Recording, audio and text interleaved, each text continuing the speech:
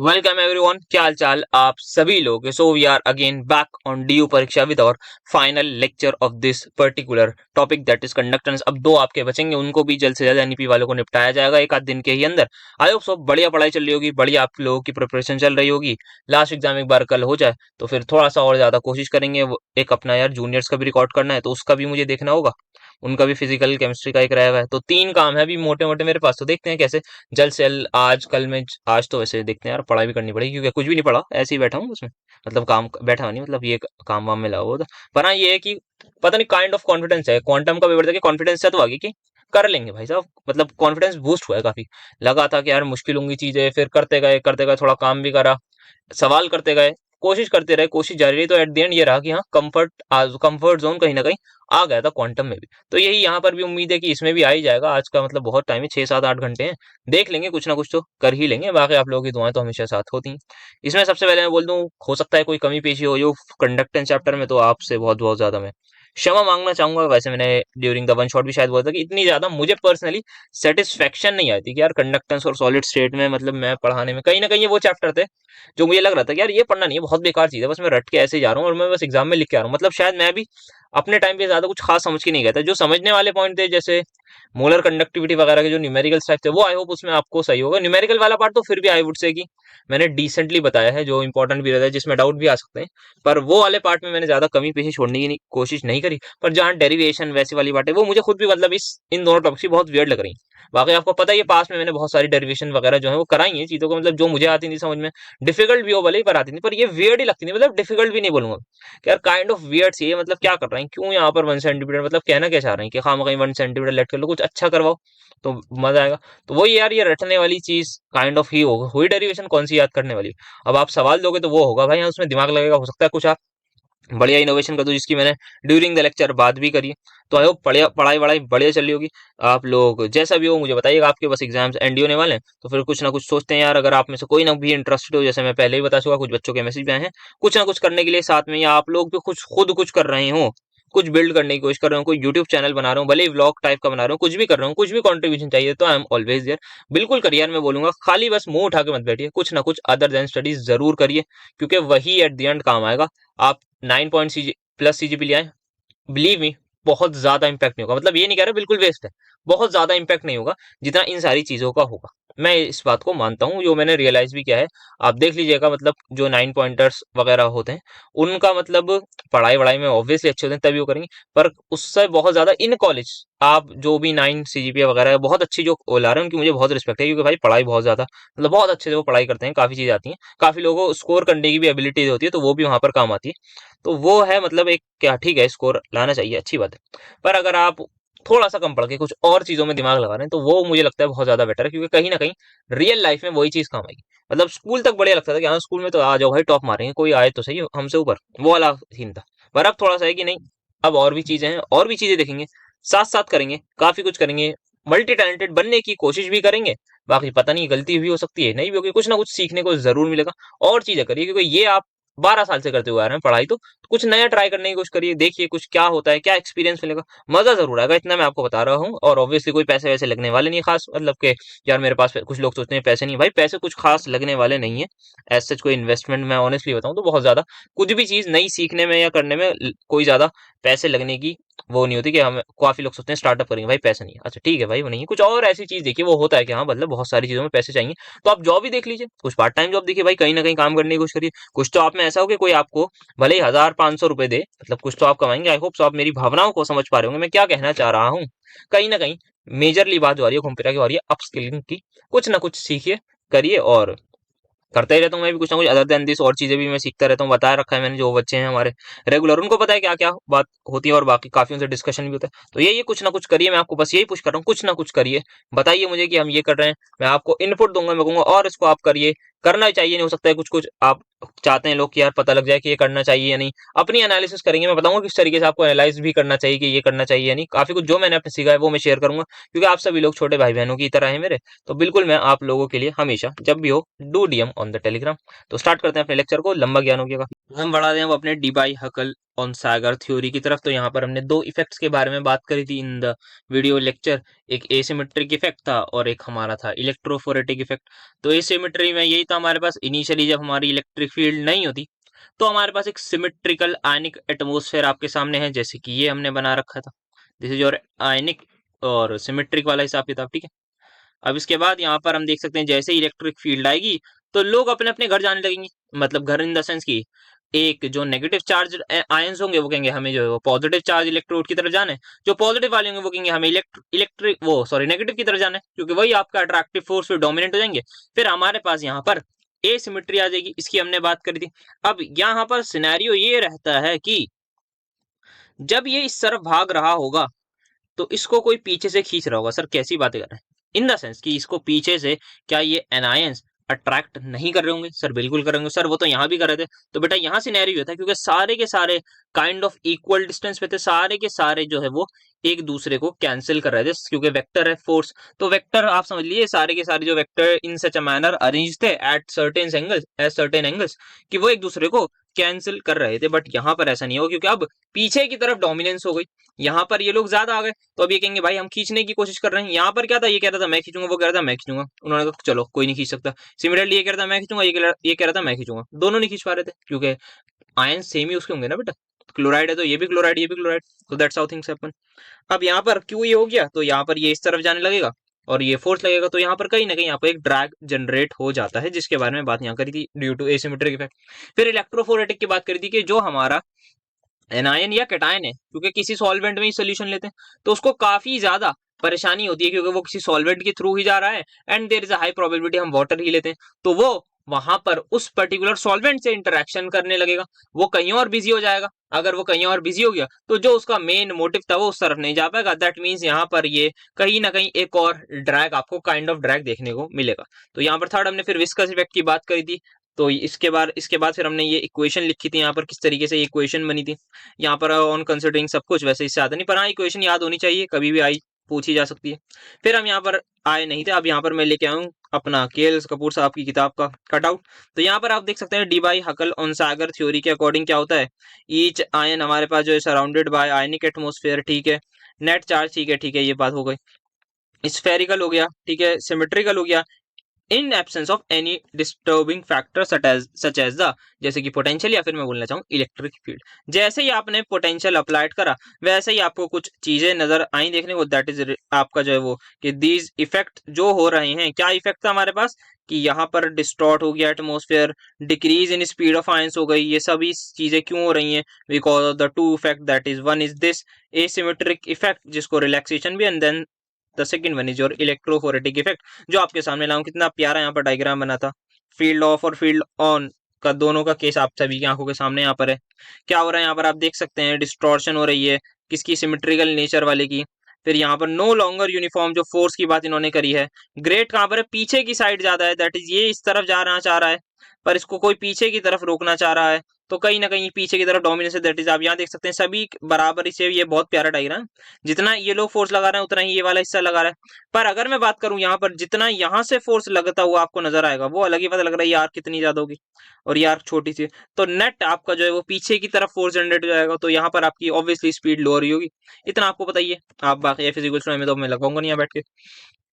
तो net force मतलब net equilibrium वाली कंडीशन, तो वो बाकी आपने 11th-12th में पढ़ी होगी, तो आपको पता ही होगा। इलेक्ट्रोफोरेटिक की बात करें, फिर सॉल्वेटेड होते हैं क्योंकि सॉल्वेंट मॉलिक्यूल्स अट्रैक्ट करते हैं।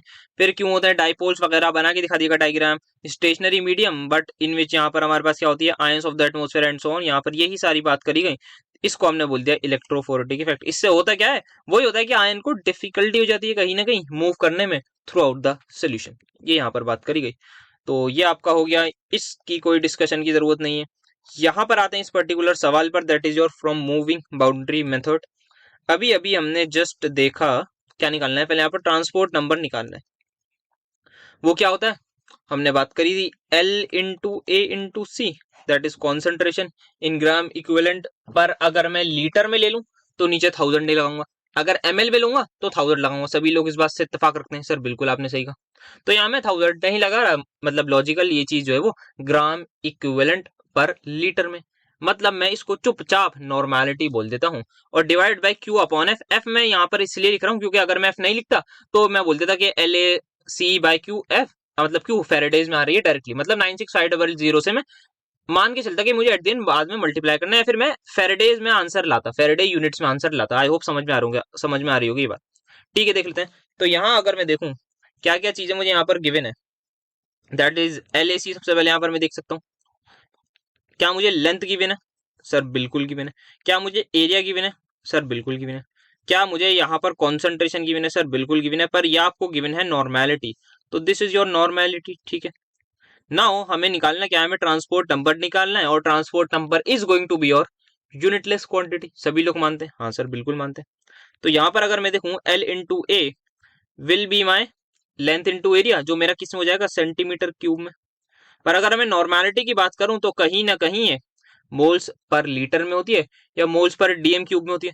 तो मुझे ध्यान रखना होगा कि यूनिट्स का भी, if I am not wrong, यहाँ पर मुझे ध्यान रखना होगा। तो वो मैंने एक फैक्टर आपको बता दिया, करेंगे कैसे भी बात करते हैं उसकी। ये यहाँ पर पहले ये सॉर्ट आउट हुआ, ठीक है सर।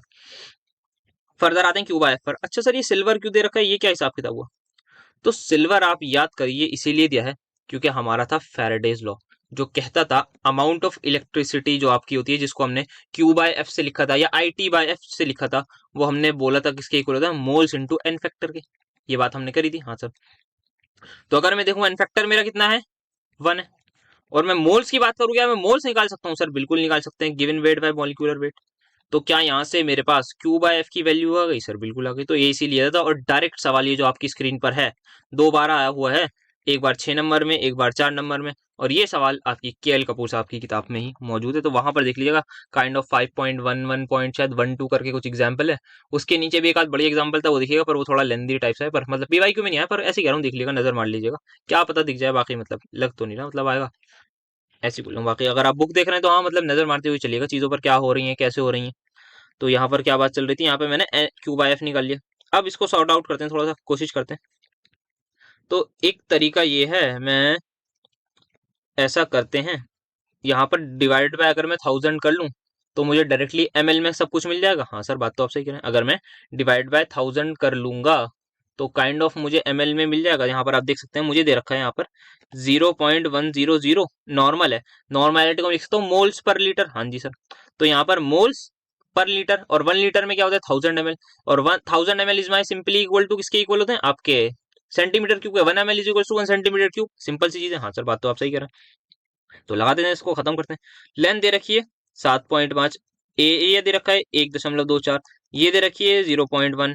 नीचे मैं यहाँ पर देख लूँ, यहाँ पर मैंने 1000 की अभी अभी आपसे बात कर ली, तो आप लोग सभी लोग अग्री कर रहे हैं। फिर यहाँ पे मैंने 0 ये लिख दिया, एंड देन अल्टीमेटली मैं इसको मल्टीप्लाई कर देता हूँ 108 से। तो मेरे हिसाब से यार यही आना चाहिए आंसर। बाकी आप लोग एक बार प्लीज अपने अपने एंड से क्रॉस चेक करके जो भी अपनी राय हो वो कमेंट पे पेश कर दीजिएगा, देख लेंगे, डिस्कशन कर लेंगे। बट मेरे अकॉर्डिंग यहीं तक बात रही, और यही मेरे हिसाब से सब कुछ मोस्ट अप्रोप्रिएट तरीका यही है इसको करने का। बाकी आंसर मैं चेक कर ही लूंगा एक बार।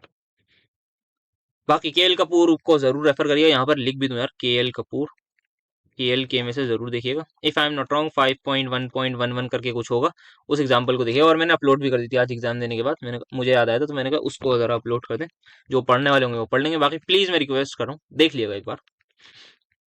अब यहाँ पर आते हैं, जैसे यहाँ पर दूसरा सवाल काइंड ऑफ कंडक्टेंस से ही मुझे दिख रहा है। मुझे यहाँ पर रेजिस्टेंस दे रखी है किसी पर्टिकुलर सोल्यूशन की, जिसकी कॉन्सेंट्रेशन दे दी, एसिटिक एसिड बता दिया। अच्छा उसका सेल कांस्टेंट दे दिया, ये दे दिया। अब पूछ क्या रहे हैं, डिग्री ऑफ आयनाइजेशन, मतलब अल्फा ही तो होता है, डिग्री ऑफ आयनाइजेशन या डिग्री ऑफ डिसोसिएशन, दोनों बातें सेम है। हाँ सर, तो अल्फा निकालना है तो निकाल लेते हैं। कैसे निकालेंगे सर, अल्फा बराबर लैम्डा एम बटे लैम्डा नॉट, खत्म। लैम्डा एम कैसे निकालेंगे, के इंटू 1000 बाय एम। क्या आपको के गिवन है, नो सर के गिवन नहीं है, तो क्या करें सर, आर तो गिवन है, जी स्टार बराबर आर के से आप के निकाल लेंगे। हाँ सर बिल्कुल निकालेंगे, जी स्टार बराबर आर के से आप सभी लोग यहाँ से वो निकाल लेंगे अपना के को पुट करेंगे इसमें इंटू 1000 बाय एम, खत्म। आई होप सो समझ में आ गया होगा, कोई डिस्कशन की नीड नहीं, ये हो जाएगा। इक्विवेलेंट कंडक्टेंस आपकी इंक्रीज होती है वाइल कंडक्टिविटी डिक्रीज होती है। हाँ हमने ये बात कर ली कि कंडक्टिविटी हमारे पास होती है number of ions per unit volume, 1 ml में कितने आयंस है। अब मैं पानी डालूंगा, पहले मेरे 100 ml में 100 आयन थे इनिशियली, अब मैंने 100 ml और पानी डाल दिया। जब मेरा कंडीशन था कि मेरे पास मान लेते हैं उसमें 100 ml एक कोई भी मेरे पास सोल्यूशन था, उसमें मैं कह रहा हूँ 100 आयन से, तो मैं आपसे पूछा हूँ 1 ml में कितने आयन है, तो कहेगा सर, हर बच्चा बच्चा बता देगा सर 1 ml में 1 आयन होगा। 2 ml में 2 आयन होंगे, 3 ml में 3 होंगे, ठीक है। पर यूनिट वॉल्यूम यूनिफॉर्म अगर सोल्यूशन ही बनाते हैं, मान के ही चलते हैं, नहीं भी होता तो। अब मैंने 100 ml और पानी डाल दिया, कुछ नहीं करा, पानी डाल दिया, डाइल्यूट कर दिया, ठीक है सर, कर दिया, तो 200 ml हो गया। तो 200 ml में मेरे कितने आयन हुए सर? 200 ml में आपके 200 ही आयन हुए।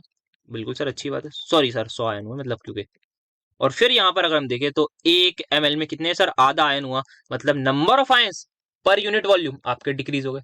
अगर ऐसा हुआ तो आपकी कंडक्टिविटी डिक्रीज होगी। आई होप सो यहाँ तक लॉजिक सभी को क्लियर होगा। चलते हैं हम आगे अपने नेक्स्ट की तरफ। यहाँ पर ट्रांसफरेंस नंबर की तो बात कर ली, मूविंग बाउंड्री मेथड की भी बात कर ली। आते हैं, काफी कुछ यहाँ पर दिख रहा है इस पर्टिकुलर सवाल में। तो सबसे पहले मैं देखूं, ये सभी लोग कॉलरॉस लॉ लगा लेंगे, ठीक है सर, लगा लेंगे। अब यहाँ पर आपको मोलर कंडक्टेंस दे रखी है 3-3 लोगों की, ठीक है, और स्पेसिफिक कंडक्टेंस आपको दे रखी है AgCl की। अच्छा जी, ठीक है। वाटर की भी दे दी, अच्छा सर। फिर आपसे क्या पूछ रहे हैं? सोल्यूबिलिटी बताइए इन ग्राम पर DM³ में, अच्छा जी।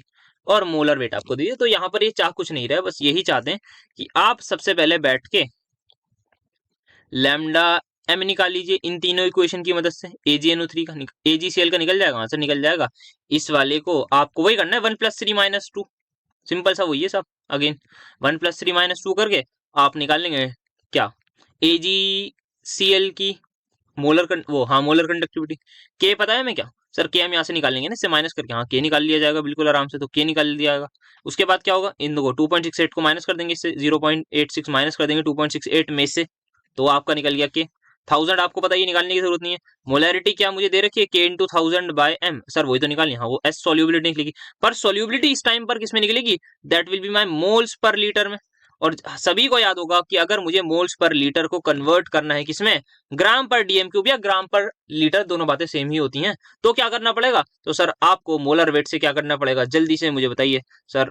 आपको मोलर वेट से करना पड़ेगा, मल्टीप्लाई करना पड़ता है ना। मल्टीप्लाई करते हैं if I am not wrong. बाकी जैसा भी होगा वो आयनिक इक्विलिब्रियम में हमारा डिस्कशन हो ही चुका है, तो वहां से आप लोग चीजें देख लीजिएगा। तो ये था, ये भी एक अच्छा काइंड ऑफ मतलब लेंदी सवाल था, काफी कुछ इन्होंने रिलेट करवाया। तो यहाँ पर इस सवाल को मैं कंडक्टेंस का नहीं बोल सकता, इसको मैं आयनिक प्लस कंडक्टेंस बोल सकता हूँ। तो अगर ऐसा सवाल है तो लगभग 6 में ही आएगा कम से कम। बाकी पुराना है तो मतलब ऑनलाइन वाला प्रिंट लग रहा है लगी है, तो 2000 मतलब 6 मार्क्स के तो आते नहीं, तो मुश्किल है इस सवाल का आना, पर आ जाएगा तो कोई प्रॉब्लम की बात नहीं। So have a look here, यहाँ पर हम देख सकते हैं कंडक्टोमेट्रिक टाइट्रेशन का अगेन डिस्कशन हो चुका है। एसिमेट्रिक और इलेक्ट्रोफोरेटिक का भी डिस्कशन ऑलरेडी डन है। इनको मिनिमाइज कैसे करना है इसके बारे में बात कर लेते हैं थोड़ी सी। दैट इज, यहाँ पर हमारे ने दो चीजें पढ़ी थी। एक था हमारे पास वॉल्डन्स रूल, एक था हमारे पास डी बाई फाल्केनहेगन करके था, जिसके बारे में बात हमने करी थी। क्या होता है कि अगर हमारे पास बहुत हाई इलेक्ट्रिक फील्ड हो जाए इस पर्टिकुलर मैग्नीट्यूड की, तो आपको कंडक्टिविटी इंक्रीज होती हुई नजर आती है। क्यों होता है? हमारे पास जो there something called as time relaxation time is required. यहाँ पर जो हमारा आयनिक एटमोस्फेयर होता है, जब हमारे पास बहुत हाई इलेक्ट्रिक फील्ड होती है तो आयंस बहुत तेजी से मूव करते हैं, तो इफेक्टिवली अपने एटमोस्फेयर को कहीं ना कहीं वो लूज कर देते हैं। एज अ रिजल्ट यहाँ पर जो है वो कोई भी ऐसा सच परेशानी नहीं होती। सो एक्चुअल में यहाँ पर ये होता है कि अगर हमने बहुत हाई इलेक्ट्रिक फील्ड लगाई तो नेगेटिव चार्ज जो हमारे जैसे कैटायन को रोक रहे थे, तो वो सोच रहे थे कि हम जो है उनको रोक दें, पर इनको उतनी ज्यादा फोर्स से, आप समझ लीजिए F=Q ही होता है इलेक्ट्रिक फील्ड, इतना ज्यादा फोर्स, क्योंकि इलेक्ट्रिक फील्ड ज्यादा, तो इतने ज्यादा इलेक्ट्रिक फील्ड, इतने हाई मैग्नीट्यूड के फोर्स से उन्हें रिपेल अट्रैक्ट किया जाता है कि वो सोच भी नहीं पाते कि हमें दूसरे वाले को भी कहीं ना कहीं खींचना था अपने साथ, मतलब कहीं ना कहीं उनको रिटार्ड करना था because of very high electric field. हम देख सकते हैं ऐसा जो भी हमारा इफेक्ट था, दैट वाज ये वाला, if I am not wrong, asymmetric effect के बारे में यहाँ पर बात होनी चाहिए, तो वही हो रखी है। तो एसिमेट्रिक इफेक्ट हमारा जो है वो टोटली गायब हो जाता है। तो ये बात होती। फिर हमने बात कर दी, अगर हम हाई फ्रीक्वेंसी का AC करंट ले लें तो क्या होगा? Ion changes motion so quickly that more sluggish atmosphere can not adjust and follow the motion of the ion. तो यहाँ पर ये जो मैं चीजें लाया हूँ वो दैट इज उसकी लाया हूँ अपनी केएल कपूर साहब की किताब की है। बाकी शायद हमने पहले दूसरी उससे करा होगा डिस्कशन। आगे आगे स्लाइड है क्या? नहीं, वो दूसरा है, ठीक है। तो यहाँ पर वो हुआ था। फिर यहाँ पर बात क्या हुई कि अगर हमने बहुत हाई फ्रीक्वेंसी का AC करंट लिया है, मतलब ऑल्टरनेटिंग करंट, मतलब इधर उधर होता रहेगा, फ्रीक्वेंसी कहीं ना कहीं हाई है, तो if I am not wrong current भी हमारे पास उसकी वैल्यू भी हाई होनी चाहिए। और दूसरा ये डायरेक्शन अपनी बदलता रहता है। कौन? ये AC करंट, ऑल्टरनेटिंग करंट वही तो होता है, आपको याद होगा वेव वगैरह बनाते थे। DC मतलब डायरेक्ट करंट करंट होता है, AC हमारा ये ऑल्टरनेटिंग करंट होता है। तो यही यहाँ पर बात कहना चाह रहे हैं कि अगर हमने AC को यूज करा तो बहुत जल्दी जल्दी डायरेक्शन चेंज होगी, तो मोशन की भी डायरेक्शन हमारी बहुत ज्यादा तेजी से चेंज होगी। तो जो हमारा सभी कुछ था, जो हम देख सकते थे कि हमारी एसिमेट्री बननी चाहिए थी, मतलब पहले हमारा ये एकदम वो था, सिमेट्रिकल इन्वायरमेंट था। अचानक से इधर की डायरेक्शन में इन सब ने सोचा चलो इधर चलते हैं, अचानक से इसने डायरेक्शन बदल ली, इनने कहा चलो इधर चलते हैं, इधर उधर होता गया। तो ये हल्के हल्के से, बस हल्के से इधर शिफ्ट होते थे, हल्के से इधर शिफ्ट होते थे, तो लगभग लगभग जो भी एसिमेट्री का इफेक्ट आना चाहिए था वो हमारा कहीं ना कहीं नेग्लिजिबल हो जाता है। तो ये हमारे पास यहाँ पर होता है। फिर हम यहाँ पर बात करें, जैसे ये हमारा नेक्स्ट न्यूमेरिकल दे रखा है, यहाँ पर हमसे आयनिक प्रोडक्ट ऑफ वाटर के बारे में बात करी गई, जो हमने डिस्कशन करा भी था अपनी थ्योरी में कि ये निकलवा देते हैं, this is one of your application. तो KW सभी को पता है क्या होता है, और न्यूट्रल वाटर के लिए क्या क्या सिनेरियो होता है वो भी सबको पता है, ठीक है। नाउ अब अगर हम बात करें तो हम करते कैसे हैं, यहाँ पर इन्होंने क्या क्या दे रखा है, इन्होंने हमें स्पेसिफिक कंडक्टेंस दे रखी है पानी की, मतलब कहीं ना कहीं इन्होंने के की वैल्यू दे रखी है, हाँ सर KH2O दे रखा है। फिर इन्होंने लैम्डा नॉट की वैल्यू दे रखी है डिफरेंट डिफरेंट, तो मैं इससे लैम्डा नॉट की मदद से कहीं ना कहीं इनफाइनाइट डाइल्यूशन पर वाटर की कंडक्टिविटी निकाल सकता हूँ दोनों को ऐड करके। तो मैं यहाँ पर ये आपका लैम्डा नॉट, इसमें सर नहीं उड़ाते नहीं, एट इनफाइनाइट डाइल्यूशन मेरे पास लगभग लगभग इन दोनों चीजों का समीशन हो जाएगा, और ये 10⁻⁻⁴ आप लिख लीजिएगा। अब इन्होंने क्या बोला, assuming that lambda M differ very little from this particular thing, तो मतलब मैं काइंड ऑफ इसको लैम्डा एम के इक्वल मान लेता हूँ, वही ये बोलना चाह रहे होंगे मेरे मुताबिक। तो फिर मैं यहाँ पर k इंटू 1000 बाय एम करूंगा, k into 1000 divide by M, M molarity या कॉन्सेंट्रेशन किसकी आएगी, या तो H प्लस की या OH माइनस की, जिसकी मर्जी आए आप उसकी लिख सकते हैं, तो मैं H प्लस लिख देता हूँ। फिर यहाँ से मेरे पास H प्लस की वैल्यू हो जाएगी, क्या हमने यहाँ पर भी ऐसा करा था। तो यहाँ पर हमें अच्छा के की वैल्यू दे रखी थी एक्सपेरिमेंटल, H2O ये हमने निकाल लिया था। तो हाँ, यहाँ पर भी हमने if I am not wrong same he scenario करा था कि यहाँ इक्वल ही माना था, तभी हम यहाँ पर वैल्यू पुट कर रहे हैं तब, और उन्होंने बाकी यहाँ पर लिख भी दिया। तो यहाँ से आप H प्लस निकाल लेंगे, फिर आपका आयनिक प्रोडक्ट ऑफ वाटर आ जाएगा। नेक्स्ट डिस्कशन अगर करना चाहें तो वॉल्डन्स रूल, तो ये भी हमारा इंपॉर्टेंट था, छोटा था आपको याद होगा, आपको स्टोक्स लॉ यहाँ पर याद आया होगा, मैकेनिकल प्रॉपर्टीज ऑफ फ्लूइड का। F is equal to 6 pi eta R V हमारे पास होता है, पाई सबको पता है क्या होता है, 6 सबको पता है क्या होता है, ईटा सबको पता है क्या होता है, आर सबको पता है क्या होता है, radius of that particular ion, eta is your viscosity, coefficient of viscosity, V is your velocity. फिर हमने बात करी थी कि mu is basically if I am not wrong your ionic mobility, जो हमारी इक्वल होती है वेलोसिटी बाय इलेक्ट्रिक फील्ड के, जिसका हमने यहाँ से फॉर्मूला निकाल लिया, आप देख सकते हैं v बाई ई किसके इक्वल हो जाएगा, जेड ई बाई 6 पाई ईटा के, और इसी को हमने आयनिक मोबिलिटी बोल दिया। फिर हमने बात करी लैम्डा नॉट की जो वैल्यू होती है वो हमें पता है इस पर्टिकुलर चीज की इक्वल होती है, हमारे पास बात हुई भी है। फिर यहाँ पर हम देख सकते हैं सिंपल हमने इन सभी चीजों को पुट करा यहाँ पर इस पर्टिकुलर फॉर्मूले में, दैट इज यहाँ पर म्यू नॉट की वैल्यू पुट करी, जेड की वैल्यू पुट करी, सो दैट्स वाई यहाँ पर जेड स्क्वायर हो गया, E F and so on आ गया। फिर हमने एट द एंड बोला कि यहाँ पर हम देख सकते हैं लैम्डा नॉट इनटू एन का जो प्रोडक्ट है that is going to be your constant quantity, क्योंकि जो हमारा जेड स्क्वायर है एटॉमिक, वो आपका एटॉमिक नंबर होगा या चार्ज होगा, सॉरी चार्ज होगा, ई भी चार्ज है आपका इलेक्ट्रॉनिक, एफ की वैल्यू आपको पता है 6 पता है आपको, क्या है पाई पता है आपको पता है, आर जो होगा radius of that particular atom या आयन होगा, वो भी हमारा किसी पर्टिकुलर आयन के लिए कांस्टेंट ही होगा। तो ये यहाँ पर बात हुई थी कि lambda naught into mu naught का जो वो होता है product that is going to be your constant, तो इसको हम वर्ल्डन्स रूल यहाँ पर बोलते हैं। ये हमारा जो है वो as is evident the larger the viscosity of the medium, और हम बोल सकते हैं कहीं ना कहीं हमारी मोबिलिटी कम होगी, और लॉजिकल भी बात कहीं ना कहीं हमें समझ में आती है। पर ये जो हमारे पास हिसाब किताब था, this is only true for such big ions, why not smaller ions, क्योंकि यहाँ पर आप देख सकते हैं बिकॉज छोटे लोग जो होते हैं बहुत हाईली सॉल्वेटेड होते हैं। तो सॉल्वेटेड आयन के साथ क्या परेशानी होगी, जैसे आप यहाँ डायग्राम में देख सकते हैं, ये बड़े बड़े वाटर मॉलिक्यूल्स को साथ लेके चलेंगे, क्योंकि ऑलरेडी वो आपका जो है वो सॉल्वेटेड है। तो जो उनका रेडियस आना चाहिए, जैसे आपको याद होगा लिथियम के भी हाइड्रेशन में मैंने बात करी थी, उसका इफेक्टिव साइज मैंने कहा था कि कहीं ना कहीं बड़ा हो जाता है, इफेक्टिव रेडियस वर्ड मैंने टर्म करी थी। तो यहाँ पर भी वही इफेक्टिव रेडियस की ही टर्म आ रही है कि वो हमारी बड़ी हो जाती है जो हमें लगा था, और डिफरेंट सॉल्वेंट में, हर सॉल्वेंट में कहीं ना कहीं अलग होगी। पर in case of large ions हमारे पास जो आप देख सकते हैं electric field due to ion वो खुद ही कम होती है। इलेक्ट्रिक फील्ड आप पूछोगे ऐसा क्यों, तो वो हमारा होता है ना KQ/R²। आई होप आप सभी को फॉर्मूला याद होगा इलेक्ट्रिक फील्ड का, जितना बड़ा R उतनी छोटी electric field on that particular charge. I hope ये चीज याद होगी क्लास 12th इलेक्ट्रोस्टैटिक, तो वही से मैं रिलेट कर रहा हूँ यहाँ पर पढ़ के। तो इलेक्ट्रिक फील्ड कम अगर R ज्यादा, तो यहाँ से हमें पता लगे एग्जैक्टली क्यों मोटे लोग, बड़े लोग जो होते हैं, सॉरी मोटे लोग गलती से निकल गया, जो हमारे क्या बोलना चाह रहा था, जो हमारे बड़े आयंस होते हैं उनका रेडियस मतलब बड़ा होता है, तो उनकी इलेक्ट्रिक फील्ड कम, तो कहीं ना कहीं उनमें हाइड्रेशन भी कमी क्यों होती है, वो यहीं से लॉजिक आता है, क्योंकि उनकी इलेक्ट्रिक फील्ड कम होती है, वो कम अट्रैक्ट कर पाते हैं द अमाउंट ऑफ सॉल्वेंट। फिर यही पर बात है, लेस लार्जर आयन जो है वो लेस सॉल्वेटेड होते हैं। तो ये सवाल आने के कहीं ना कहीं आपके चांस बनते हैं इस पर्टिकुलर टॉपिक से। वॉल्डन्स रूल हो गया, आप मान के चलिए एसिमेट्रिक इफेक्ट, रिलैक्सेशन वाली चीज, डिवाइस वाला डिवाइस वो, हाँ फॉल्केनहैगन क्या नाम है, नाम भूल रहा हूँ मैं उसका। इन सारे इफेक्ट पर कुछ ना कुछ में से पक्का आपके पास शॉर्ट नोट जरूर आएगा, तो आप आराम से लिख सकते हैं क्योंकि आसान है सारी की सारी चीजें। तो ये हो गई डेरिवेशन। फिर वर्ल्डन्स रूल ये कहाँ से लाया, अच्छा ये केएल कपूर साहब की किताब से लाया, तो वहां पर इन लोगों ने इस प्रकार डेरिवेशन कर रखी है, तो उसको भी आप एक बार नजर मार लीजिएगा। यहाँ पर उन्होंने बस एनायन और केटायन को यहाँ पर अलग अलग कर लिया थोड़ा। बाकी वही यहाँ पर भी इन्होंने इफेक्टिव रेडियस की बात करी है और उसकी बात करी है। फिर नेक्स्ट अगर यहाँ पर आए तो ये तो आप डिफाइन कर ही लेंगे, बहुत आसान है, बात कर रखी है। फिर यहाँ मोलर कंडक्टेंस इन सभी की देखिए, तो आप देख सकते हैं कितनी बार ये सवाल आया हो, तो मुझे लग रहा है आएगा, मतलब एक ऐसा सवाल पक्का आएगा जिसमें आपको कहीं ना कहीं दो तीन लोगों की देके चौथे इंसान की निकलवाएंगे, जरूर आएगा, मतलब पक्का आएगा। और हो सकता है लास्ट ईयर के जब मैं एनईपी के करवा रहा हूँ तो उस टाइम पे कुछ ना कुछ गैस मारेंगे कि किसका आना चाहिए। बाकी किसी का भी आएगा आप बना लेंगे, इतना अभी तक आपको कॉन्फिडेंस होना चाहिए। मेल कॉल कैलकुलेट क्या करना है, मोलर कंडक्टेंस ठीक है हो जाएगी। इस ट्रांसपोर्ट नंबर ये मुझे सॉल्व करने की जरूरत नहीं, आई डोंट थिंक सो, 1+2+3 या जो भी आपका लग रहा होगा वो कर लीजिएगा, मैं नहीं बता रहा क्योंकि मैं बता चुका।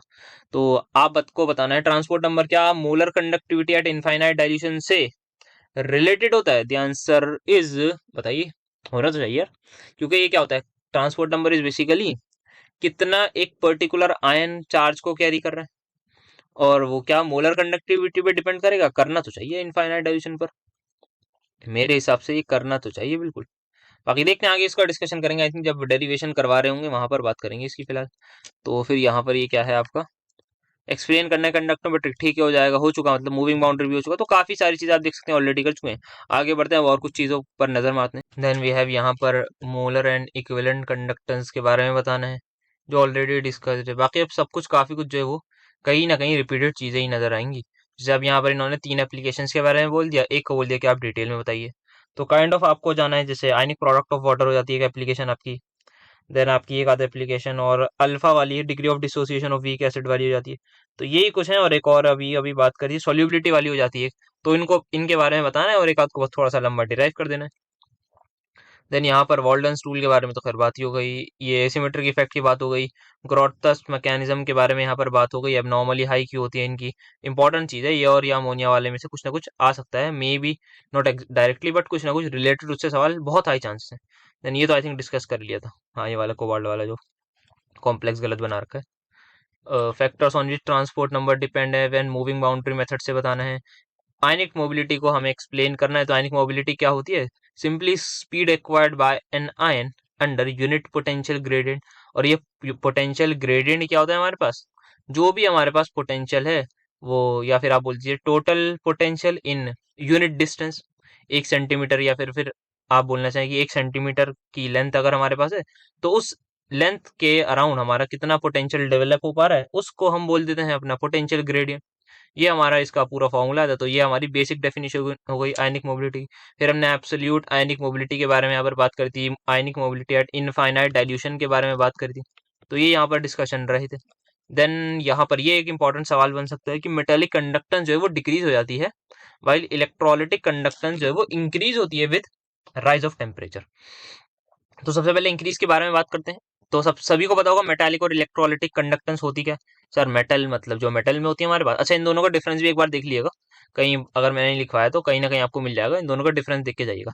और इलेक्ट्रोलिटिक कंडक्टेंस की अगर बात करें तो वो हमारे पास ड्यू टू इलेक्ट्रोलाइट्स होती है in the solution. वेराज metallic conductance की अगर मैं बात करूं तो वो हमारे पास जो एटम में हमारी जो एटॉमिक कंडक्टेंस या किसी भी मेटल में जो कंडक्टिविटी वाली प्रॉपर्टी होती है वो होती है। इलेक्ट्रोलिटिक कंडक्टेंस किस वजह से, ड्यू टू आयंस, मेटेलिक की होती है ड्यू टू द इलेक्ट्रॉन के फ्लो की वजह से। ये यहाँ पर इनके दो बेसिक डिफरेंस मैंने यहाँ पर बोल दिए। अब अगर टेम्परेचर मैंने बढ़ाया तो हमारे पास इलेक्ट्रोलिटिक सोल्यूशन है उसमें मूवमेंट ज्यादा होगी, कहीं ना कहीं kinetic energy of the molecules बढ़ेगी, kinetic energy of the ions बढ़ेगी। द मोमेंट ऐसा हुआ तो हम देख सकते हैं हमारी कंडक्टेंस इंक्रीज होती हुई नजर आएगी, क्योंकि कहीं ना कहीं मोबिलिटी बढ़ जाएगी। तो बढ़िया है, समझ में आ गई। अब अगर बात करें मेटालिक कंडक्टेंस के, तो वहां पर क्या होता है, वहां पर आप सभी को याद होगा resistance is directly proportional to the temperature. किसी भी हम बात करें वायर वगैरह, जब हम पढ़ते थे वहां पर क्लास 10th में भी, क्लास 12th में भी कहीं ना कहीं आइडिया होगा फिजिक्स में, वहां पर इलेक्ट्रिसिटी वाले चैप्टर, करंट इलेक्ट्रिसिटी में बात करते थे कि रेजिस्टेंस डायरेक्टली प्रोपोर्शनल है टेम्परेचर। तो हमारी रेजिस्टेंस इंक्रीज हो जाती है।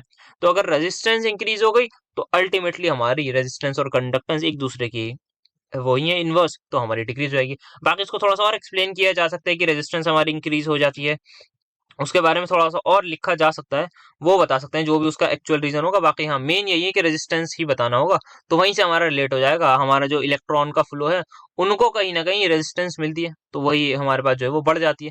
तो अगर इलेक्ट्रॉन फ्लो नहीं कर पाएंगे तो वो कंडक्टिविटी हमारी अच्छी नहीं होगी, डिक्रीज हो जाएगी, या फिर कंडक्टेंस। अब डीसी करंट हम यूज क्यों नहीं करते, एसी क्यों करते हैं, दैट इज हमारा ऑल्टरनेटिंग करंट। इसके काफी रीजन बन सकते हैं। एक रीजन ये है कि अगर हम डीसी यूज करते हैं तो हमारी इलेक्ट्रोलिसिस स्टार्ट हो जाती है। जो याद होगा ना आपको, बैटरी वगैरह का सेटअप हम लगाते हैं तो वो हम इलेक्ट्रोलिसिस के प्रोसेस में लगाते हैं, तो वो हमें नहीं चाहिए, फिलहाल हमें कंडक्टेंस मेजर करनी है, तो इसी वजह से एक इसका ये हो जाता है। देन यहाँ पर और बात हो जाती है कि हमारे पास इलेक्ट्रोलिसिस की बात हो गई, एक टर्म आती है इलेक्ट्रोड पोलराइजेशन आती है हमारे पास। ऐसे इतना ज्यादा इसका नहीं, पर रेजिस्टेंस वाली चीज कि change in resistance with time. तो हमारे पास इलेक्ट्रोलिसिस वगैरह जो प्रोसेस होता है, इसकी वजह से हमारे पास जो रेजिस्टेंस होती है सोल्यूशन की वो बदलती रहती है, वो कांस्टेंट नहीं होती। ये एक चीज आप बता सकते हैं। देन डीसी में अगर बात करें तो कहीं ना कहीं एक चीज आती है बैक ईएमएफ, आपको शायद याद हो, जिससे हमारे पास क्या होता है, जो हमारा बैक ईएमएफ कहीं ना कहीं वो हमारे एक तो इलेक्ट्रोड्स पे जनरेट होता है, जो कहीं ना कहीं इसको अपोज करेगा और हमारा जो है वो रिड्यूस कर देगा करंट को। तो ये कुछ यहाँ पर रीजंस होते हैं जो हमें लिखने पड़ेंगे। मेजर आपका कहीं ना कहीं इलेक्ट्रोलिसिस वाला ही है, और आपको दिक्कतें और परेशानियां ही बतानी है। एक दो रीजन आप सही लिख दिएगा, बाकी आपका जो मन करे वो बना के लिख सकते हैं, सही रहेगा, मतलब ऐसे आंसर को बड़ा किया जाएगा। फिर यहाँ पे कॉर्लॉस लॉ की बात हो गई, useful to obtain this molar, ठीक है, ये तो हमने बात कर लिया है हमने। मोलर कंडक्टेंस वीक इलेक्ट्रोलाइट के लिए कैसे करते हैं। देन यहाँ पर आता है आपके सामने न्यूमेरिकल, क्या है ये, कंडक्टेंस दे रखी है हमें किसी सेल में, यहाँ पर अच्छा मोलैरिटी दे दी, सेम सेल को कर दिया, तो मतलब मेरा कहीं ना कहीं सेल कांस्टेंट का इस्तेमाल करवाना चाहते हैं, उसकी conductance they the. Given that equivalence conductance इसकी दे दी, मुझे इक्विवेलेंस कंडक्टेंस कैलकुलेट करनी है फॉर माय NaCl। तो सभी लोग इस बात से अग्री करते होंगे कि जो इक्विवेलेंस कंडक्टेंस KCl की है वही मोलर कंडक्टेंस होगी, क्योंकि इस पर्टिकुलर केस में एन फैक्टर बने। Same goes for NaCl as well, कि यहाँ पर भी जो इक्विवेलेंट कंडक्टेंस NaCl की है वही मेरी मोलर कंडक्टेंस होगी, क्योंकि यहाँ पर भी एन फैक्टर वन है। तो यहाँ पर हम जो भी करेंगे वो काम मोलर कंडक्टेंस वाला ही निकाल लेंगे, क्योंकि सब जगह मोलैरिटी दी हुई है। बाकी आप चाहे तो मोलैरिटी को नॉर्मेलिटी में कन्वर्ट कर लीजिए, यहाँ पर मोलैरिटी और नॉर्मेलिटी भी इक्वल होगी, क्योंकि एन फैक्टर क्या है, वन है। तो आई होप यहाँ पर समझ में आई होगी ये लॉजिक। अब करना क्या है, यहाँ पर हमें मान लीजिए इक्विवेलेंट कंडक्टेंस निकालनी है, या मोलर कंडक्टेंस की ही बात करूं, NaCl की निकालनी है। तो यहाँ पर मुझे मोलर कंडक्टेंस इसकी दे रखी है, ठीक है, यहाँ पे कॉन्सेंट्रेशन दे रखी है और सेल, अच्छा, तो मैं देख सकता हूँ जहां तक मुझे लग रहा है R1K1 is equal to R2K2 यहाँ पर लग रहा है। बाकी देखता हूँ कैसे लगेगा, अभी मुझे पक्का समझ नहीं आया हिसाब किताब। तो यहाँ पे कंडक्टेंस दे रखी है, मतलब मुझे रेजिस्टेंस की वैल्यू दे रखी है इस पर्टिकुलर सेल की, मान लेते हैं दैट इज ये आ गई, जो भी था ये, कौन सा है ये हमारा KCl वाला। तो मैंने रेजिस्टेंस लिख दिया। के की बात करूं तो अगर मैं के कैसे निकालेंगे अब यहाँ पर, तो उसके लिए मुझे दे रखी है क्या, equivalence conductance, that is lambda M, that will be equal to K into 1000 divide by M. अब यहाँ पर मैं देख सकता हूँ मुझे फॉर KCl ये दे रखी है 134.5। के की वैल्यू मुझे if I am not wrong नहीं पता, सही बात है, नहीं पता, देख लूँ एक बार मैं। यहाँ पर क्या दे रखा है, कंडक्टेंस किसकी दे रखी है, ये NaCl की दे रखी है, हाँ ठीक है। तो मुझे यहाँ पर के की वैल्यू नहीं पता, तो के नहीं पता तो निकाल लेते हैं, इंटू 1000 डिवाइड बाय एम की वैल्यू क्या आएगी, मोलैरिटी मुझे क्या KCl के लिए दे रखी है, हाँ बिल्कुल दे रखी है, 0.056 के इक्वल। के यहाँ से निकल जाएगा, यहाँ पर पुट कर दिया, ठीक है सर, के आ जाएगा। अब R2 की अगर मैं बात करूँ तो अगेन मैं लिख दूंगा, यहाँ पर NaCl के लिए मुझे दे रखी है दैट इज 0.0285। यहाँ से मैं K2 की वैल्यू निकाल लूं, K2 क्या आएगा मेरा, this is going to be my conductivity for NaCl। क्या सभी को ये बात समझ में आ रही है किस तरीके से लगाया, सिंपल फॉर्मूला है, G स्टार बराबर RK वाला, जिसको मैं बोलता हूँ, बाकी आप सेल कांस्टेंट बोलते होंगे, सिग्मा आपने शायद लिखा हुआ आपका, कंडक्टिविटी बाय कंडक्टेंस वगैरह आपको फॉर्मूले बताएंगे, तो वही बात है यहाँ पर, आप इसको रेसिप्रोकल करेंगे तो आपका कंडक्टेंस ही आपका सामने आएगा। मुझे ऐसे याद है तो मैं ऐसे ही करता हूँ। तो K2 यहाँ से निकल जाएगा सर, K2 निकल गया, पर निकालना कुछ और है, आपको क्या निकालना है, इक्विवेलेंस कंडक्टेंस। तो वही K2 निकल गया, K into 1000 by M, molarity दी हुई है सर, बिल्कुल दी हुई है, तो आपका कैलकुलेटर साहब आपके पास है, तो वो आराम से आपको कैलकुलेट करके दे देंगे। 4 नंबर का सवाल था, आसान सवाल था, बाकी बस अप्रोच पता होनी चाहिए। सो देन अगेन यहाँ पर हमसे ट्रांसपोर्ट नंबर को कैलकुलेट करवा रहे हैं, तो सेम तरीका है, सभी कुछ सिल्वर वही है। मुझे तो वैल्यूज भी यहाँ पर सेम ही लग रही है, नॉट सिमिलर बल्कि सेम ही लग रही है, तो शायद आपका जो है वो सेम तरीके से ये हो जाना चाहिए। देन यहाँ पर आते हैं, यहाँ पर transport number of chloride ion की यहाँ पर बात हुई हुई है, दैट इज हमें दे रखा है 0.16, और एक्वस सोल्यूशन में इतना होता है, इसका हमें डिफरेंस बताना है। तो सिंपल सी चीज है सर, ट्रांसपोर्ट नंबर अगर मैं बात करूं क्लोराइड आयन की, so that will be equal to, इन सबसे पहले मैं HCl, जितना करंट उसने लिया होगा दैट इज मान लेता है I think UCl negative divide by UCl negative plus UH plus, इस तरीके से मैं लिख दूं। हाँ सर ठीक है। तो अब होगा क्या कि हमें पता है आयनिक मोबिलिटी फॉर HCl में H प्लस की एक्सेप्शनली वेरी हाई होती है, या आप बोल लीजिए कंडक्टेंस, या आप बता सकते हैं क्यों, आपने ग्रोथस मैकेनिज्म वगैरह सब पढ़ा है, याद है आपको? यस सर बिल्कुल याद है। तो अगर ऐसा है तो यहाँ पर ये वैल्यू हाई हो जाएगी, डिनोमिनेटर अगर बढ़ गया तो कहीं ना कहीं आपका न्यूमिनेटर या ओवरऑल वैल्यू कम आएगी, या आप कन्वर्सली ये बोल सकते हैं जो TH प्लस है इसकी वैल्यू काफी ज्यादा हाई आने वाली है इन HCl। तो हमें पता है TH plus plus TCl negative is going to be equal to 1। अगर ये बहुत ज्यादा आ रहा है, दैट इज अगर यहाँ पर बता रही है HCl में 0.16 आ रहा है, तो अल्टीमेटली ये 0.84 आ रहा होगा। ऐसा इसीलिए हो रहा होगा क्योंकि इसकी आयनिक मोबिलिटी बहुत हाई है। ग्रोथस मैकेनिज्म वगैरह आप चाहें तो बता सकते हैं, यही ये जानना चाह रहे हैं और वही हम बता देंगे इजीली। फिर अगर मैं बात करूं NaCl की, तो NaCl में आप बता दीजिएगा, NaCl में भाई कोई खास ऐसी कोई चीज है नहीं, और सोडियम को बता दीजिएगा कि काफी ज्यादा जो है वो उसकी कम आयनिक कम मोबिलिटी होती है, बिकॉज Cl नेगेटिव काफी ज्यादा हाइड्रेटेड वगैरह होता है, ये बता दीजिएगा। यहाँ पर आप लिख सकते हैं, बता सकते हैं कि यहाँ पर लॉजिकली दिख रहा है यहाँ पर इसकी ज्यादा होगी, तो यहाँ पर कोई ऐसा सिनेरियो नहीं होता। मेन वो बस यही जानना चाह रहे हैं कि ऐसा क्यों। आई होप लिख देंगे। आयनिक मोबिलिटी बता देंगे, आयनिक स्पीड क्या होती है, वो डायरेक्टली स्पीड होती है। मोबिलिटी क्या होती है हमारे पास पर वो उसमें speed per unit potential gradient. तो थोड़ा सा एक्सप्लेन करना है, वो उसको फॉर्मूला वगैरह लिख के हो जाएगा वो इजीली एक्सप्लेन। अब यहाँ पर बात करें, जैसे यहाँ पर मुझे ट्रांसपोर्ट नंबर दे रखा है सोडियम का, ठीक है। अब मुझे क्या करना है, कैलकुलेट करना है, ध्यान से देखिएगा। पहले मेरे पास सोल्यूशन है, मेरे पास सोडियम, मुझे NaCl का डाइल्यूट सोल्यूशन दे रखा है, किसमें, मीथेनॉल में, वाटर में भी नहीं, ठीक है। फिर ट्रांसपोर्ट नंबर ये कहना है H प्लस का बताइए इन HCl, ठीक है। मोलर कंडक्टिविटीज वगैरह के बारे में मुझे दे दिया, ठीक है। देखते हैं किस तरीके से होगा। तो सवाल यहाँ पर थोड़ा सा अच्छा लग रहा है दिखने में, तो करते हैं इसको भी कोशिश। Then next thing that I am able to see, यहाँ पर ये ट्रांसपोर्ट नंबर, ये I think if I am not wrong ये वाला उससे होता है, that is Hittorf method से, एंड शायद वो सिलेबस में नहीं है, और शायद मैंने पढ़ाया भी नहीं होगा तभी सिलेबस में नहीं होगा। तो इस वाले को मतलब छोड़ देते हैं, क्योंकि बाकी बता देता हूँ यहाँ पर होता क्या है। ये जो CD I2 है, ये CD2 प्लस और I नेगेटिव बनना चाहिए लॉजिकली, तो ये लॉजिकली जाना चाहिए, कैथोड पर कैटायन जाता है तो कैथोड पर जाना चाहिए। पर ये क्या होता है यार, ये तीन आयोडाइड आयन वगैरह इन सब से मिलकर कॉम्प्लेक्स बनाने लगता है, कुछ kind of this particular complex, इस तरीके का आपको कॉम्प्लेक्स देखने को मिलता है। तो अब कैडमियम को जाना चाहिए था कहाँ पर, हम सोच रहे थे कि कैडमियम को हमने घर भेजा है, वो घर चले जाएंगे। अब कैडमियम हमारे शरारती बच्चे, वो घर नहीं गए, वो किसी और के अपने दोस्त वोस्त के घर चले गए, सब परेशान, यार ये क्या हो रहा है, ये कैसे हो रहा है। तो हमने कहा आपको नेगेटिव नंबर मिल गया। तो ऐसे ही यहाँ पर कहानी कुछ है, कैडमियम को जाना चाहिए था कैथोड पर वो कॉम्प्लेक्स बना लिया। अब उन्होंने जैसे ही कॉम्प्लेक्स बनाया तो वो बैकवर्ड डायरेक्शन में जाएंगे, ऑब्वियसली वो एनोड पर एनायन जाता है तो वो एनोड की तरफ जाने लगेंगे, जो कि हमें ऑब्वियसली नहीं चाहिए था। तो ये पॉजिटिवली चार्ज खुद थे, ये नेगेटिव चार्ज इलेक्ट्रोड पर जाने चाहिए थे, तो और उसी की वजह से फिर कुछ ना कुछ इनका वो आता था, पर यहाँ पर नहीं आएगा। अगर बाई चांस आया तो उस तरीके से लिख दीजिएगा, बाकी ऐसा जाने की निर्णय आते हैं इस वाले मेन सवाल पर, जो ये था कि यहाँ पर हमें ट्रांसपोर्ट नंबर की बात करी गई। तो यहाँ पर मुझे NaCl दे रखा है, जिसमें मुझे सोडियम का ट्रांसपोर्ट नंबर दे रखा है 0.463। तो क्या मैं यहाँ से क्लोराइड का डायरेक्टली बता सकता हूँ, दैट विल बी माई 0.537 आ जाएगा क्लोराइड का। हाँ सर, दोनों का जो है हमारा +1 के इक्वल होता है समीशन। तो यहाँ से मैंने सोडियम का निकाल लिया इजीली, सॉरी क्लोराइड का निकाल लिया। अब यहाँ पर क्या कर सकते हैं, अब यहाँ पर इन्होंने क्या दिया है, और कैलकुलेट हमें करना है ट्रांसपोर्ट नंबर H प्लस का, ठीक है। तो यहाँ पर तो इतना लॉजिकली क्लियर है कि H प्लस और Cl नेगेटिव वाला जो केस होगा, उस केस में क्लोराइड का कुछ ना कुछ डिफरेंस वो आना चाहिए हमारा लॉजिकली। तो ट्रांसपोर्ट नंबर, क्योंकि हमें पता है H प्लस की काफी ज्यादा हाई होती है आयनिक मोबिलिटी। तो यहाँ पर करेंगे कैसे, ध्यान से इसको देखना है।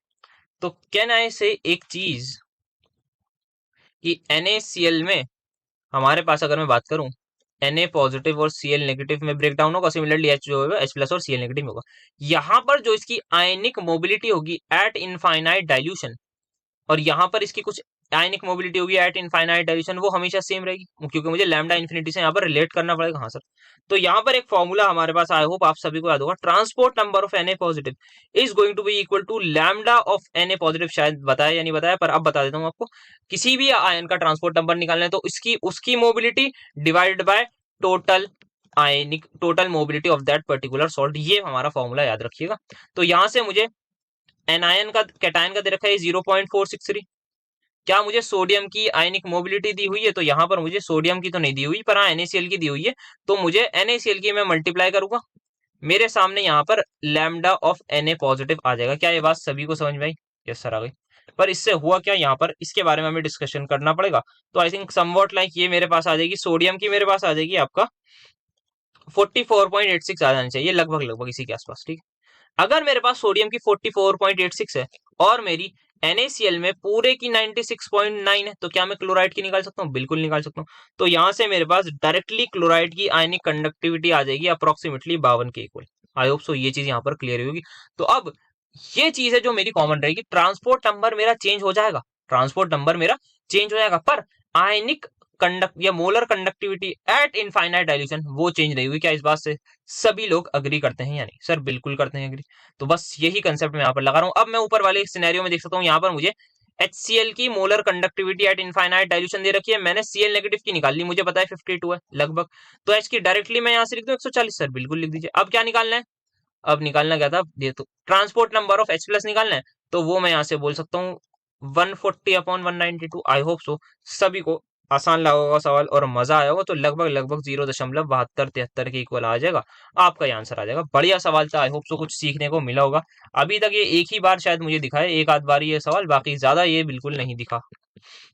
देन बात करें यहाँ पर स्पेसिफिक कंडक्टेंस, ठीक है इसकी बात हो चुकी है हमारे पास, पर यूनिट वॉल्यूम इसके बारे में मैंने बता दिया था आपको जब उसके बारे में बताया था, लिथियम और सीजियम के बारे में बताया ना अभी शायद मैंने, हाँ बताया था। तो वही आपका सेम ऑर्डर आ जाएगा यहाँ पर, कैसा क्यों हो रहा है, मोलर कंडक्टेंस आपकी जो है वो इस ऑर्डर में क्यों है, जबकि साइज आपका वो होता है। फिर डीसी करंट डीसी होगा, ये डीसी क्या लिख रखा है, डीसी करंट क्यों यूज नहीं होता, इसके बारे में बात हो गई।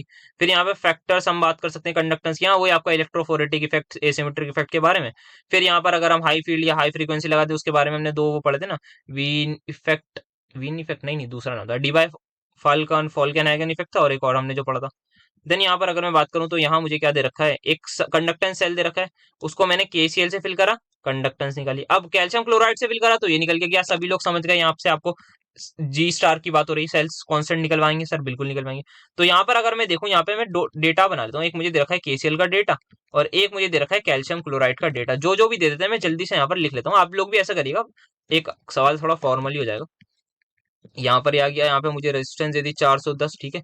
फिर मैं बात करूँ कैल्शियम की, तो कैल्शियम का मुझे यहाँ पर काफी कुछ दे रखा है, मोलैरिटी दी हुई है, पर मैं पहले रेजिस्टेंस लिख लूँ 990, ठीक है जी।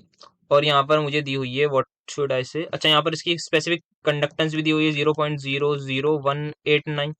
और यहाँ पर क्या बचा, यहाँ पे मोलैरिटी में निकाल सकता हूँ, that is given weight divide by molecular weight. Molecular weight मुझे यहाँ पर फिलहाल नहीं दिया हुआ, तो यहाँ पर इसका मॉलिक्यूलर वेट मेरे पास होता है कैल्शियम का, if I am not wrong 40, इसका हो जाता है आपका 71, 71 और 40 is going to be my 111, या हो सकता है 110 आए मेरे हिसाब से, शायद 39 होगा।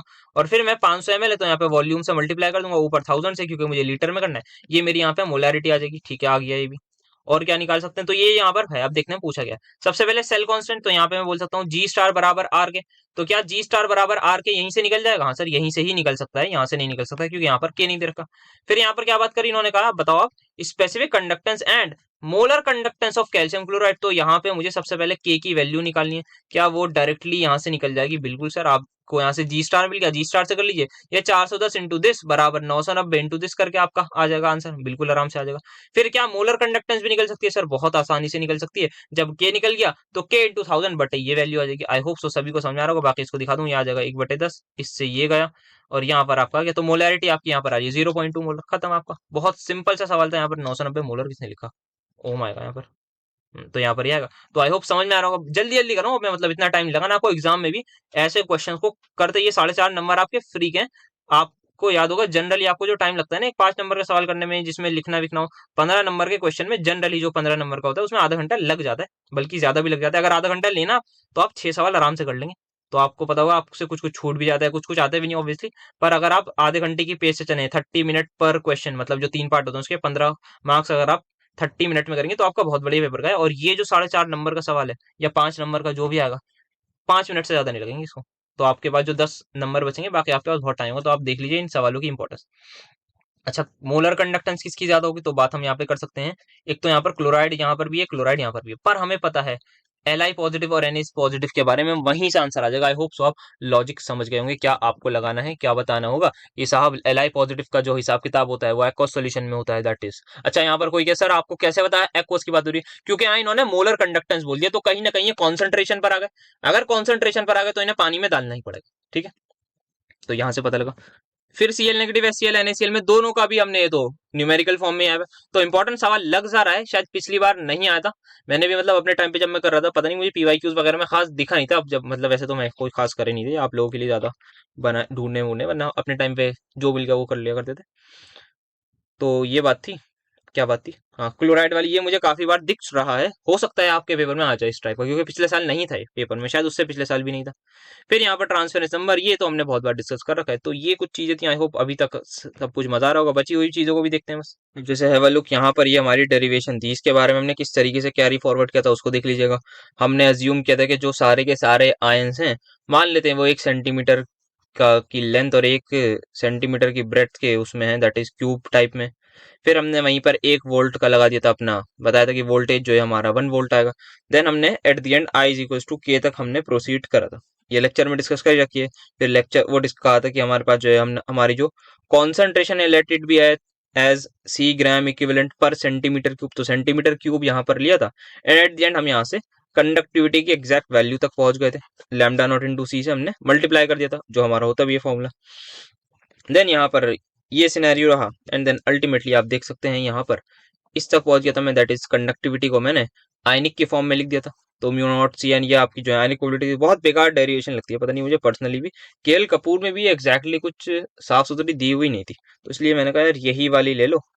और पर्सनली मतलब कुछ चीजें होती है ना जो आप जब आप पढ़ रहे होते हो तो आपको लगता है यार ये दोबारा नहीं पढ़ना बिल्कुल भी, मतलब कुछ भी कर लो जिंदगी में, पर ये चीज यार दोबारा नहीं पढ़नी पड़ती है। और वही कहीं ना कहीं आप समझ लीजिए मेरे सामने आई थी, जब मैंने इसको लेक्चर में भी एक्सप्लेन किया था, तो कहीं ना कहीं अभी दोबारा आ रही है। तो मुझे लग रहा है कि यार ऐसा क्यों हो रहा है मेरे साथ, कि मैंने जो चीज सोची थी कि मुझे बिल्कुल नहीं करनी, और वो मुझे आज दोबारा से एक्सप्लेन करनी पड़ी। तो होता है, खैर कोई बात नहीं, लेट इट भी। तो यहाँ पर आप इस डेरिवेशन को देख लीजिएगा। बाकी चांसेस इसके पता नहीं उस वाले पेपर में प्रिडिक्ट करेंगे जब एनईपी वाले करेंगे, तो वहां से आप लोग इसको और ज्यादा देख लीजिएगा। बाकी एक न्यूमेरिकल इसका प्यारा मिला था मुझे, दैट इज, हाँ ये वाला न्यूमेरिकल था, ये अच्छा न्यूमेरिकल लग रहा था। इसको आई थिंक डिस्कस कर लेते हैं। न्यूमेरिकल वाला पार्टी मुझे सच में फिजिकल केमिस्ट्री में जो बढ़िया लगता है ना, वो न्यूमेरिकल वाला पार्टी लगता है। और भाई न्यूमेरिकल अगर वो टफ भी बनाते हैं ना तब भी मजा आता है, मुझे ऐसा पर्सनली फील होता है कि न्यूमेरिकल्स थोड़े ना टफ भी बनाए। आप इस वाले पार्ट को, ये रटने वाला पार्ट है ना, उसको थोड़ा आप कम करिए, न्यूमेरिकल थोड़ा दिमाग वाले लगाइए फिजिकल केमिस्ट्री में, तभी मजा है। मतलब ये आप पूछ लेते हो, एक्सप्लेन करो, भाई ये बच्चा बच्चा सबको पता है। आप थोड़ा न्यूमेरिकल वाला पार्ट में, उसमें इनोवेशन भी हो सकती है। अब डिस्क्राइब एसिमेट्रिक इफेक्ट में आप क्या ज्यादा से ज्यादा इनोवेशन करोगे, आप डिस्कस या एक्सप्लेन कर दोगे, बस ये इनोवेशन होगी आपकी बहुत से बहुत। और हो सकती है तो कुछ आप मुझे बता दीजिएगा कमेंट में। फिलहाल आते हैं जैसे इस पर्टिकुलर न्यूमेरिकल की तरफ, तो यहाँ हमें काफी कुछ गिवन है, वो आप सभी लोग देख ही सकते हैं। मुझे निकालना है कि मैं उस पर आता हूँ, दैट इज मेरा कितना डिस्टेंस चला है इस पर्टिकुलर आयन ने इन दौर। तो मुझे पता है अगर मुझे डिस्टेंस निकालना है तो स्पीड इंटू टाइम से जाना पड़ेगा। सही बात है, हाँ सर सही बात है। तो मुझे कहीं ना कहीं स्पीड तक यहाँ पर पहुंचना पड़ेगा, और स्पीड का जो मुझे याद आ पा रहा है दैट इज काइंड ऑफ, हमने देखा था वो क्या होता है, ionic mobility is equal to speed divided by, यहाँ पर स्पीड को मैं ऐसे लिख रहा हूँ, पोटेंशियल ग्रेडियंट, या फिर V by, this is your potential, this is your length. तो यहाँ पर मैं अगर देख पाऊं, यहाँ पर मुझे ये चीज गिवन है, लेंथ गिवन है, मुझे यहाँ पे पोटेंशियल गिवन है। तो अगर मुझे कहीं ना कहीं वेलोसिटी निकालनी है तो उसके लिए मुझे आयनिक मोबिलिटी चाहिए होगी, जो मुझे गिवन नहीं है। पर उसके लिए मुझे कहीं ना कहीं यहाँ पर कंडक्टिविटी दी हुई होगी, तो वही इसका हमें काइंड ऑफ इस्तेमाल करना पड़ेगा। तो आइए देखते हैं किस तरीके से हम अब उसका इस्तेमाल करेंगे। सो अब हमें मुझे निकालना क्या है, मुझे म्यू निकालना है। तो आप सभी को पता होगा शायद, आई थिंक यही तो पीछे थी डेरिवेशन हमारी, जो हमारा म्यू नॉट होता है that is simply my equal to lambda naught by F, या lambda naught by Z F. Z आपका डिपेंड करेगा charge on that particular cation या एनायन। तो यहाँ पर मैं जेड एफ भी लिख सकता हूँ। उसी किसी की बात कर रहे हैं कैटायन की, तो म्यू पॉजिटिव लिख दूंगा, यहाँ पर लैम्डा पॉजिटिव आ जाएगा, यहाँ पे जेड पॉजिटिव आ जाएगा, और F will remain as it is. तो लैम्डा दे रखा है 73.4, जेड चार्ज ऑन कैटायन आपका एक ही है, फेरेडे इसकी वैल्यू 96500, और इसको मैं कैलकुलेटर साहब से कैलकुलेट करता हूँ, तो यहाँ पर ये आना चाहिए 0 पॉइंट समथिंग कुछ आ रहा है, 0.00, तो 7.16 इंटू 10⁻⁻⁴ लिख दूं। इंपॉर्टेंट थिंग इज यहाँ पर यूनिट्स का ध्यान रखूं तो यहाँ पर मेरे पास आएगा this will be centimetre square, volt inverse और सेकेंड इनवर्स में आ जाएगा। वोल्ट यहाँ पर कैसे है, यहाँ पे दैट इज आपको पता है इसकी यूनिट कूलम्ब होती है, एंड यहाँ पर आपके पास क्या होता है साइमन सेंटीमीटर स्क्वायर पर मोल होता है। तो वहीं से आप, अच्छा यहाँ लिखा हुआ है ओम इनवर्स, तो वहीं से हमारा ये वोल्ट आ गया v equals to I R वाले फॉर्मूले से। आई होप थोड़ा सा आपको वो कर पा रहे होंगे, स्प्रिट समझ पा रहे होंगे कैसे आया। तो यहाँ पर ये मैंने निकाल लिया। अब यहाँ से मेरी वेलोसिटी आ जाएगी, सिंपल सी चीज है। तो 7.61 इंटू 10⁻⁻⁴ इंटू यहाँ पे है 5.6 और डिवाइड करना है मुझे किससे, लेंथ दे रखी है 11। तो सभी कुछ सेंटीमीटर में, तो हिसाब किताब अच्छा रहेगा। तो जो भी मेरी वेलोसिटी आएगी that will come out to be centimetre second में आएगी।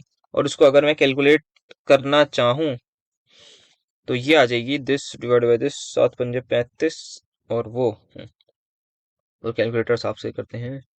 और यहाँ पर मेरी वेलोसिटी आ रही है 3.87 इंटू 10⁻⁻⁴ सेंटीमीटर सेकेंड। अब आपको जो है वेलोसिटी पुट करनी है। द इंपॉर्टेंट पॉइंट इज यहाँ पर आपको टाइम को करना होगा इन सेकंड्स। तो आर दे रखा है 1 घंटे में 60 मिनट, 60 मिनट में 3600 सेकंड, 2 घंटे में 7200 सेकंड, खत्म आपका ये टाइम आ जाएगा।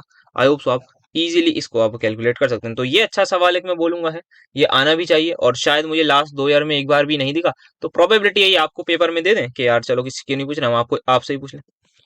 Then further if I talk about, यहाँ पर ये सेम सवाल कभी पहले आया था, वीन इफेक्ट की बात हो गई। यहाँ ट्रांसफरेंस नंबर क्या होता है यार, वही आपका किसी पर्टिकुलर आयन या कैटायन या एनायन का क्या कंट्रीब्यूशन है टुवर्ड्स चार्ज या fraction of total electric current carried bye given ion in an electrolyte solution, ये हमारा होता है। फिर बता दीजिएगा इसमें टी प्लस और टी माइनस का हमारा जो सम होता है वो 1 होता है। तो हमें कहीं ना कहीं डिराइव करना है, T is directly proportional to V. तो आप सभी को एक चीज पता होगी, करंट का जो फॉर्मूला होता है किसी भी एक आयन का, that is equals to NA V into E, और साथ में अगर नंबर ऑफ वो ले लें हम, अच्छा नंबर ऑफ ले लिया sorry, charge on that particular ion, इससे हमारे पास आता है आई। तो मैं यहाँ पे डायरेक्टली बोल सकता हूँ I is my directly proportional to, अगर मैं कैटायन के लिए बात करूँ तो Z पॉजिटिव और V पॉजिटिव के डायरेक्टली प्रोपोर्शनल है। सिमिलरली आई नेगेटिव की मैं बात करूँ so that will be directly proportional to Z negative and V negative. या फिर मैं अगर यहाँ से आई टोटल भी लिखना चाहूँ तो करंट टोटल मेरे पास आ जाएगा। अगर मैं पूरा लिखूं, यहाँ पर मैं प्रोपोर्शनलिटी को हटा के पूरा लिख रहा हूँ आप सभी के सामने, दैट विल बी सबसे पहले Z positive into V positive, E as it is, A as it is, number will remain as it is. Then यहाँ पर हम आएंगे number of ions per unit volume होता है बेसिकली। देन यहाँ पर सेकंड थिंग, हाँ फिर से यहाँ पे Z negative, V negative, E आ जाएगा, A आ जाएगा, N आ जाएगा। तो आप सभी को ये चीज नजर आ रही होगी, ये चीज तो कॉमन है। जब आप I पॉजिटिव बटे आई टी करेंगे तो ये चीज कैंसिल हो जाएगी, तो आपके सामने पॉजिटिव के ऊपर Z पॉजिटिव और ये बचेगा, और नीचे आपका ये भी आ जाएगा। तो आई होप सो इसको आप आराम से कर लेंगे डिराइव। तो ये था हमारे पास अभी तक का हिसाब किताब। तो एक सवाल आई थिंक ये वाला कहीं ना कहीं मिस हुआ था, शायद हो सकता है फर्स्ट वाले पार्ट में हुआ कि एडवांटेजेस क्या थे, और यहाँ पर इन्होंने बता दिया इंडिकेटर का। तो सर इंडिकेटर की अगर मैं बात करूं तो हम करते क्या, इंडिकेटर कलर चेंज कब शो करता है, जब एक ड्रॉप एक्स्ट्रा आ जाती है। क्या सभी लोग इस बात से अग्री करते हैं कि इंडिकेटर तभी कलर चेंज शो करता है जब उसमें हम किसी भी एसिड या बेस जिससे वो रिएक्ट कर रहा होगा, जो भी हम बाहर से डालेंगे उसकी एक ड्रॉप एक्स्ट्रा डालेंगे, क्योंकि तभी वो रिएक्शन होगी। तो कहीं ना कहीं जो हमारा एंड पॉइंट होता है, जिसको हम एंड पॉइंट बोलते हैं, वो इक्विवेलेंट पॉइंट से थोड़ा सा ज्यादा आता है। मानते हैं इस बात को? इक्विवेलेंट पॉइंट मतलब जब मेरे नंबर ऑफ एसिड के ग्राम इक्विवेलेंट या मोल्स वो जो है बराबर होगा, इसको आप समझ लीजिए, ठीक है। बट इंडिकेट वो एंड पॉइंट क्या होता है, जब हमें कलर चेंज शो हो जाए, और कलर चेंज में हमें एक ड्रॉप एडिशनल डालनी पड़ती है, भले कुछ ना कुछ वैल्यू थोड़ी सी ज्यादा आएगी। तो यहाँ पर एक सबसे पहले ये हो गया कि इंडिकेटर में हमें वो करना पड़ता है। बट कंडक्टोमेट्रिक टाइट्रेशन में हमें एज सच कुछ नीड नहीं होती, क्योंकि हमारा ग्राफ आता है, जैसे ही वो नीचे से ऊपर गया पता लग जाएगा हमें इस पर्टिकुलर पॉइंट पर ही हमारा हिसाब किताब जो है वो हो गया था। दैट इज यहाँ पर हमारा एंड पॉइंट आ गया था। ऐसा नहीं होता ना कि एक ड्रॉप, जैसे हमने एक ड्रॉप एडिशनल डाली वहां पर रिएक्ट कर जाएगी, पर अगर यहाँ पर हम एडिशनल डाल भी देंगे तो ग्राफ हमारा ऊपर की तरफ जाने लगेगा, तो हमें पक्का पता लगेगा कि साहब आ गया हमारा जो हमें चाहिए था। फिर यहाँ पर अगर हम बात करें तो वीक एसिड और वीक बेस की टाइट्रेशन में जैसे हमने बात करी थी कि हम कुछ सर्टेन इंडिकेटर्स यूज नहीं करते, क्योंकि वो शार्प कलर चेंज नहीं करते, और जनरली हमारे इंडिकेटर्स मुश्किल से यूज होते हैं वीक एसिड और वीक बेस में। तो यहाँ पर हमारे पास उसका हिसाब किताब जो है वो सब कुछ सही हो जाएगा। ये आई होप समझ में आया। दो यहाँ पर मोटे मोटे हमारे जो है वो रीजन आ जाएंगे जो मुझे लग रहा है कि ज्यादा अप्रोप्रिएट है। तो एक हो गया कि इंडिकेटर की जरूरत नहीं पड़ती, दूसरा हम बोल सकते हैं कि एक्यूरेट मिलता है एंड पॉइंट यहाँ पर एज कम्पेयर टू दैट। तो इंडिकेटर की जरूरत नहीं पड़ती, एक तो यही सबसे पहले अपने आप में ही वो हो गया एडवांटेज कि कोई बाहर से बंदा नहीं लाना पड़ रहा। और खर्चा नहीं करना पड़ रहा। हाँ भले एक बार इंस्ट्रूमेंट आ गया तो ठीक है, उससे चल रहा है। फिर ये हो गया, एक्यूरेट एंड पॉइंट बता दिया, और क्या बताया मैंने? हाँ वीक, और उसके लिए एक्यूरेसी ज्यादा होती है। तो यही कुछ चीजें जो आई थिंक इस सवाल में बता देंगे तो हमारा काम हो जाएगा। That's it for today's lecture. I hope so मजा आया होगा, और मजा नहीं आएगा तो मेरी तरफ से यार इस पर्टिकुलर टॉपिक के लिए मैं आपसे थोड़ी सी माफी मांगना चाहूंगा। इन दोनों टॉपिक्स के लिए मैंने आपको इनिशियली समझा दिया था, आप मेरी आई होप समझ पा रहे होंगे, क्योंकि वो बहुत अच्छे तरीके से बहुत सारी चीजों को, हो सकता है मैं कुछ कुछ चीजों को ना उस डेप्थ तक लेके जा पाया हूँ जितना जनरली हम लेके जाते हैं चीजों को। पर हाँ, न्यूमेरिकल वाले पार्ट में आई डोंट थिंक किसी को कोई प्रॉब्लम होगी, जिससे जनरली डर लगता है न्यूमेरिकल वालों से, पर उससे आप लोग बिल्कुल मत डरिएगा, वो डरने की चीज बिल्कुल नहीं है। कुछ भी ले आएंगे आराम से आप लोग बना लेंगे। तो मिलते हैं आपसे बहुत जल्द एनईपी वाले पीवाई के साथ। और जो ज्ञान देता हूँ उसको जरूर याद रखिएगा, कुछ ना कुछ वो काम आएगा। अदर देन वीडियोस, वीडियोस आपकी जो है बस आपके 21 या 22 तारीख के एग्जाम में काम आएंगी, मोस्ट ऑफ द बच्चों के उसी दिन काम आएंगी। पर जो भी टॉपिक समझाया गया पढ़ाया गया, पर और जो चीजें मैं बोलता हूँ वो कहीं ना कहीं आपके आगे काम जरूर आएंगी, इतना मुझे ऐसा लगता है, क्योंकि मुझे भी काफी ऐसी चीजें ही इम्पैक्ट करती हैं अदर देन जो मैं पढ़ाई के अलावा जो मैं देखता हूँ। तो मिलते हैं आपसे बहुत जल्द अगले पेपर्स में। Thank you so much for attending my lecture.